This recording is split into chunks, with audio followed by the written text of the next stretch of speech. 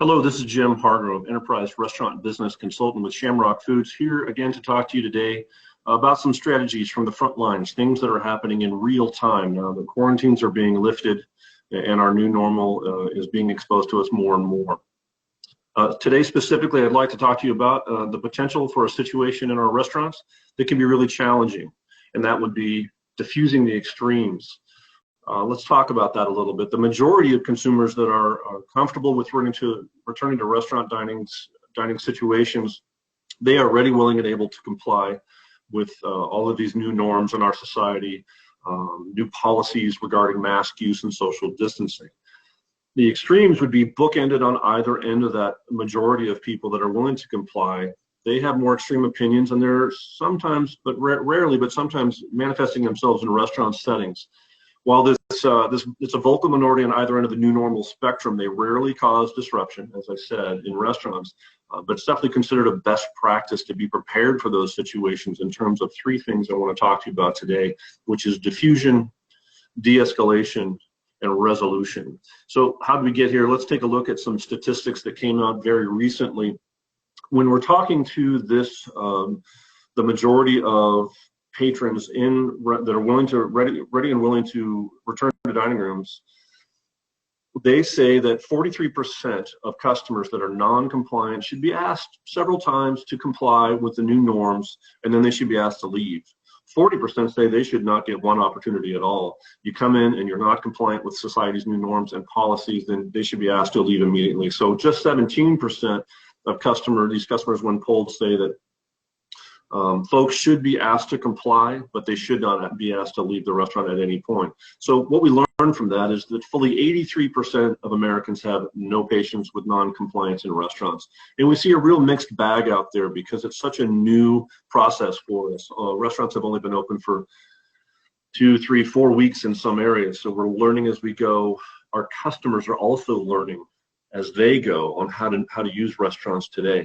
In some restaurants, you see really good compliance and customers coming in and exiting the restaurant with wearing a mask, using a mask when they walk to the restroom, let's say. And in other restaurants, they're quite crowded and no one's wearing a mask.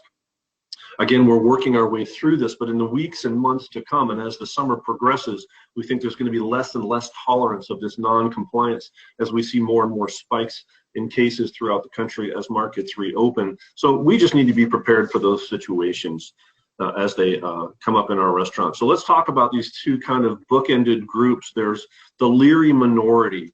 They're ready to come back into dining rooms, but they're a little bit more leery than most. They see non-maskers as a physical and viral threat. And anyone within the four walls of your restaurant that feels threatened, now there's a potential spark point that we need to be aware of.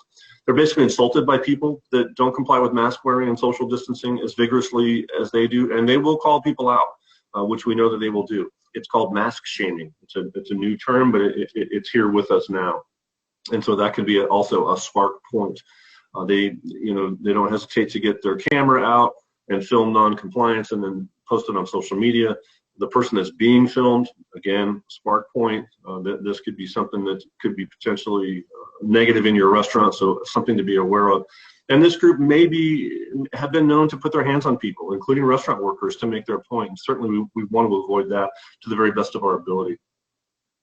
On the other end of the spectrum, the 10% CAVALIER minority, call them scofflaw. They may consider this virus as a total non-threat or even a hoax. You see this in the news and online.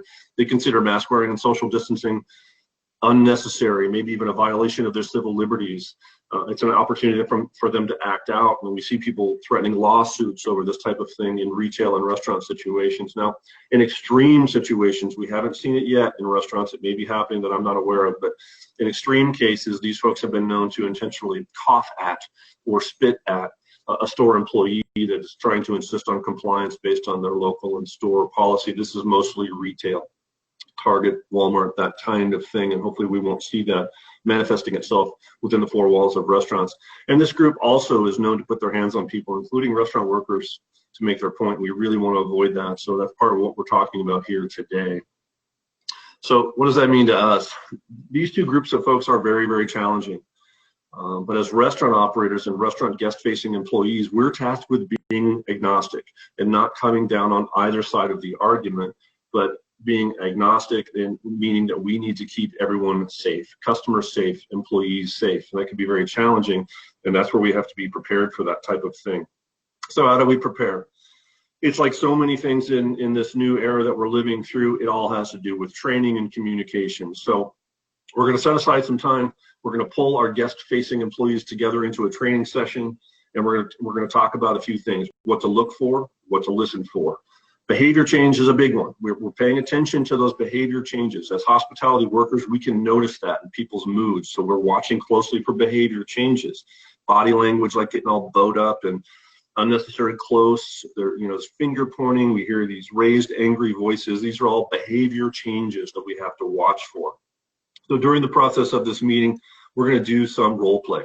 And I hear you. Role play, it's silly and it's hokey, but it works. So let's get into some role play situations. Very, very effective for your staff to be able to practice this stuff before it happens in real time. So get a couple of employees up in front of the group, and then let's go through some various situations. Like mask wearing, someone that refuses to wear a mask, and even though it's the law and the local policy, how are we going to handle that? Let's work through that in role play.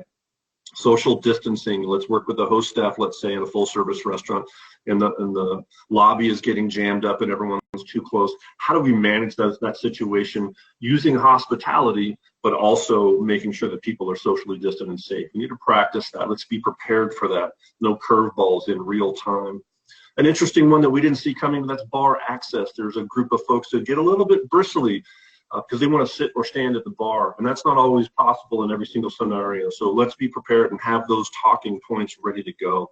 Stuff that's even less volatile that's coming up very frequently, such as talking points and role play around limited menu or price increases, which we're seeing a lot throughout our industry right now. Limited menus are kind of necessary right now for some folks. So when the question is asked, what happened to your menu from 3 months ago? Why is it so small? Let's make sure that our guest-facing employees have those good talking points to go through. And at the end of this meeting, we're going to debrief what went well, what can be improved upon, what did you learn, what do we still need to work on. And so again, this type of role play can really help to ease tensions amongst hourly employees and make potentially negative situations much easier to manage than when they happen in real time and we're surprised by them. The idea of management involvement is obviously very important in these situations of these extremes. There are times, and I would train your staff this way, if you've been waiting on a table for 20 or 30 minutes, you've developed a rapport, and now something is happening, you may be able to use that rapport as a guest-facing employee to kind of diffuse that on your own. Say something like, hey, I know this is tough and it can be frustrating, but some of the new requirements because of this virus, maybe you and I can resolve this together. Oftentimes that can be effective without having to get management involved, because sometimes that can cause an escalation. Now, of course, the moment the situation begins to escalate in earnest, the manager or owner-operator has to step in. So as we talked about at the top, diffusion and de-escalation and resolution, let's get into those.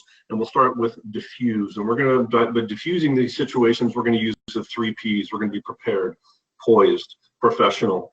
Prepared, know what you're going to say. You've done it through role play, you've practiced it, you briefly practice it before you go and talk to the guest. Know what you're going to say. These can be stressful situations. It's easy to get knocked off topic, so make sure you're prepared. And of course, have a coworker or a manager standing close by. Poised, this is a hard one. We have to try to not go where the guest is emotionally. As you see in the photo here, this gentleman is standing up, he's upset. He's gesturing with his hands. And so when someone gets angry like that, as human beings, it's our human nature to go where they are emotionally. We need to practice that and remain poised, stay calm and in control of the situation. And then professional. This is a moment of truth. Let's act like pros. So certainly we're not going to get into a yelling match with the guest. No cussing. We're not going to allow cussing, and certainly no physical contact between anybody. Between anybody. And then we're going to use I statements. They can be pretty powerful, and we need to practice those.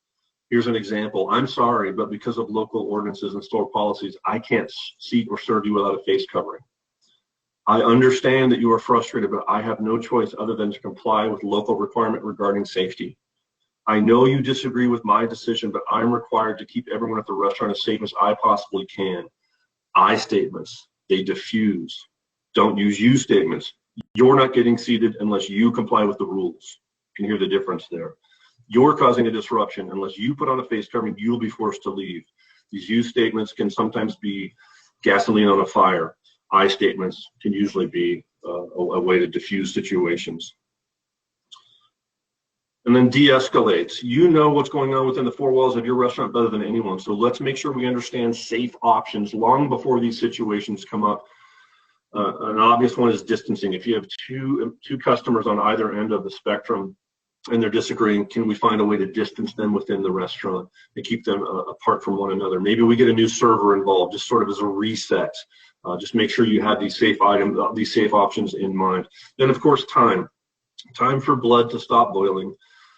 Time for cooler heads to prevail. Just everything getting back under control. Let's try to find a way to buy a little time there. And then finally, how to resolve these situations. We're going to do a lot of communication, right? The world's 90% of the world's problems are solved through open and honest communication. So we're going to communicate at the table, and hopefully we can diffuse that situation. We go back to the table 10 minutes later. Thank you so much for working with us. We hope you're doing well. And then even try to catch them at the door as they're leaving. Thanks very much for being here. I hope you come back. If you do come back in, make sure that you ask for me. I'd love to see you again. The other side of that is this salvageable? Were we able to communicate and diffuse to the point where the customer is going to be able to fall in line with our safety protocols? And if not, this may be a time where someone is going to be invited to not return to the restaurant. Difficult conversations to have.